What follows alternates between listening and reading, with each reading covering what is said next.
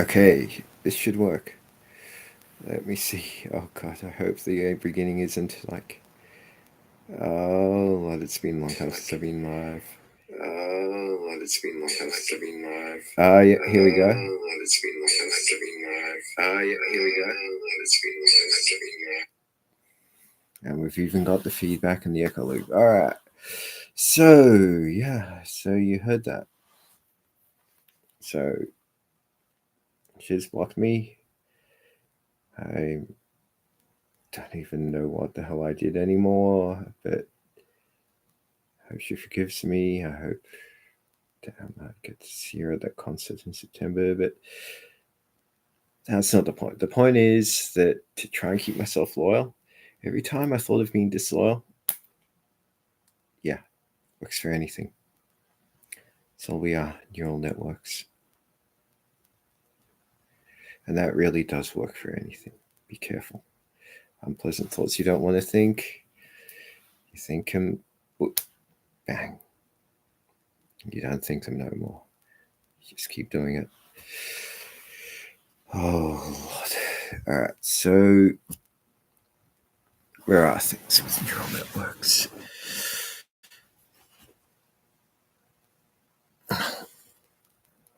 One,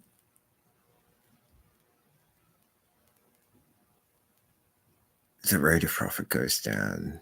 The ratio of fixed capital to organic capital increases. The fixed capital increases in comparison to the organic capital. Profits come from being able to bring in organic capital at points, except if you can steal a march on the competition with fixed capital.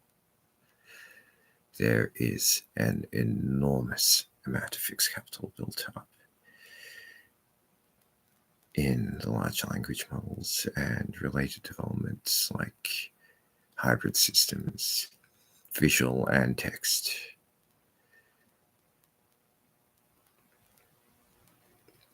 Chinese systems have the advantage partly because they're approaching things in a far more batch-orientated manner than the reflexive manner that a lot of the high research in the West is going for. You have to be careful with that.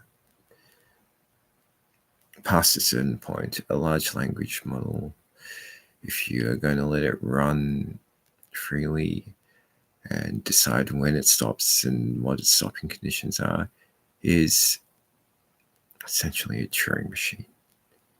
The halting problem does apply. You can thrash things to the end of time without getting a result.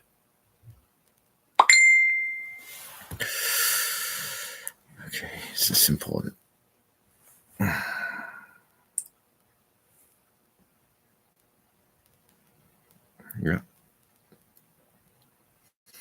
So,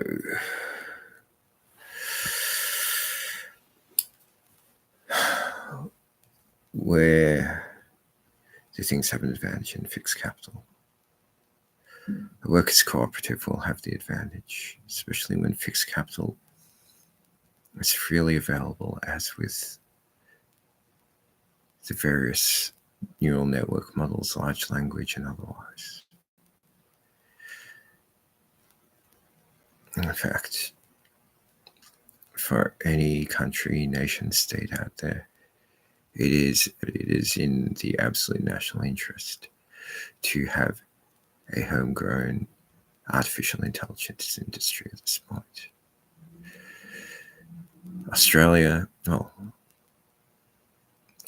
massively behind, but we do have some small advantages. We have the advantage, for example, there's a 5th generation language called Mercury. 5th generation languages are languages like Prolog. Imagine for a moment, if you're unfamiliar with them, a more powerful SQL, a more powerful structured query language. In fact, a lot of hardcore business languages like Ericsson's Erlang, crippled versions or cut down versions of Prolog It's a very natural way of dealing with schemas and rules. Okay. So, what else? I am not trying to be very interesting here. That is, in fact, a filter. If you're listening, then good. And, oh, yeah, at some point, if you're listening, that's good. Oh, Lord. Yeah. Well, my holding problems aren't, well, they're better. I've got space to work in, but that precious bag that I took some notes on for some amazing event I wanted to do. That's the last time I saw her. It's behind a fortress over here. Nice little fortress so people can't get to it, and that's nice and protected. It's partly how I am. I can't help it. Working on it. I've got more space. Things are neater. Things are a lot neater. No, I can't think about getting comfy and like just working with a mess. That's not. But I digress. Yeah.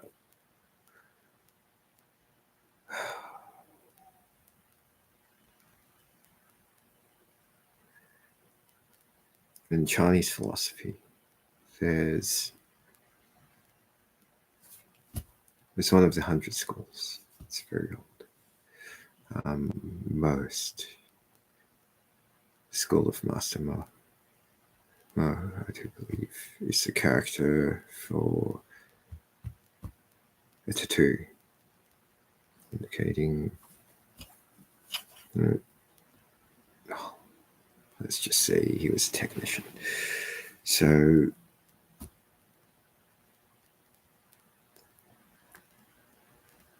what he did was specialize in siege warfare, in the defensive side, and supported always the weaker side, the hope of bringing peace and universal love. Now, legalists and Taoists are more practical and more true in geopolitics, but here in this one spot, in this national interest is shared among various groups. Workers' cooperatives and machine learning do have an advantage. They have the advantage of depth of the field.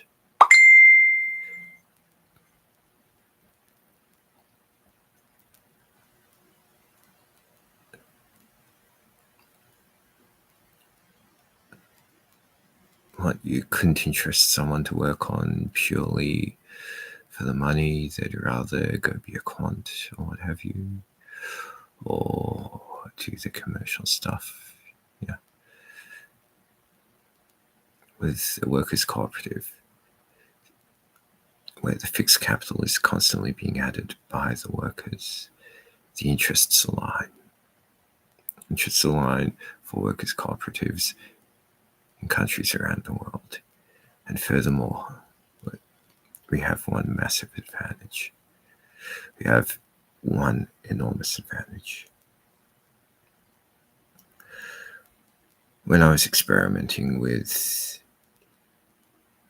deep learning, early 2000s, sure, I had a lab full of IBM PowerPC workstations with graphics cards, of course. Big lab, plenty of them, make a nice little supercomputer cluster. Those were folding proteins in the search for the cure for cancer. Again, so all those machines were folding proteins in the search for the cure for cancer.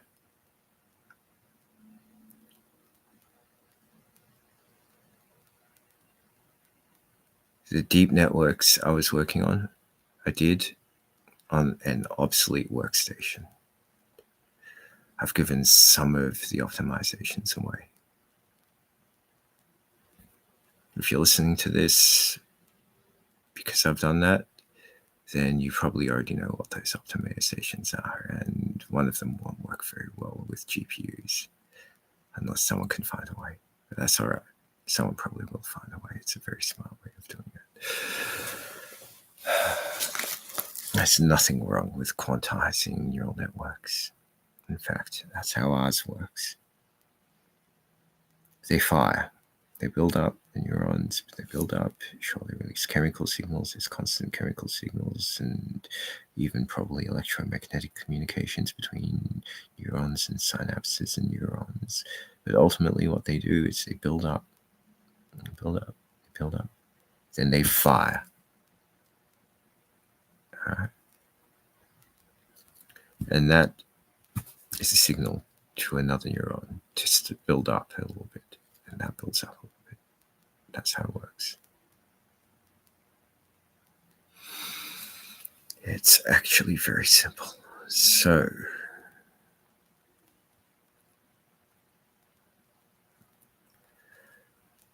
a lot of what neuroscience is coming up with right now is stuff that is known from experimental evidence with animal experiments since the 60s and 70s, for example. Shuffle brain. They took salamanders, they trained them, they cut out a bit of their brain, grafted it to another salamander's brain. And that salamander remembered. From that, we can at least tentatively draw a conclusion that memories are in fact holonomic. Okay. Now, it's been a long time since, actually it hasn't.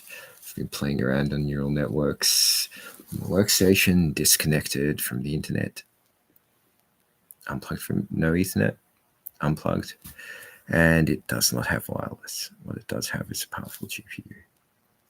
And I've been playing on neural networks for that every winter, and winter is coming down in the southern hemisphere now. So, sweet.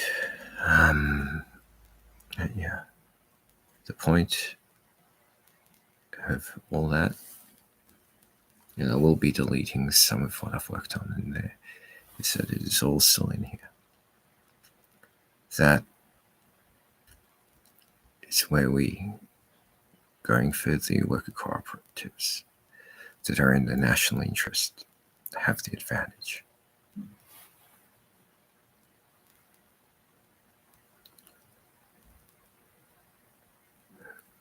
Good night and good luck.